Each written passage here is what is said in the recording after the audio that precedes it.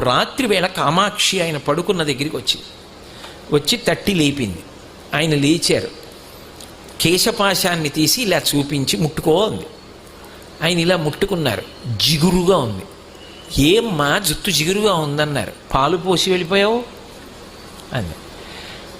అమ్మా నీ గుడి పునర్నిర్మాణం చేయాలని తాపత్రయపడ్డానమ్మా అన్నారు.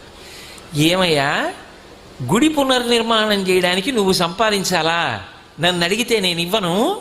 దానికోసం నా జుత్తు ఇలా వదిలి వెళ్ళిపోయావా? చూడు పాలకంపు ఎంత సువాసనలు రావలసిన జుత్తునది. వెనక్కి వచ్చి అభిషేకం చెయ్యండి. రాత్రికి రాత్రి ఆయన బ్రిటిష్ ప్రభుత్వం వారిని అడిగారు తలుపులు తీయమని. తీశారు. వాళ్ళు గౌరవం కొద్ది, వాళ్ళకి ఆ గౌరవం ఉండేది. తలుపులు తీస్తే వారు గబగబా వచ్చి కంచిలో అమ్మవారికి మళ్ళీ అభిషేకం పూర్తి చేశారు. ఆ తర్వాత ఎక్కడి నుంచి వచ్చిందో కాసుల వర్షం పడిపోయింది. ఆ దేవాలయం అంతా పునర్నిర్మాణం చేశారు.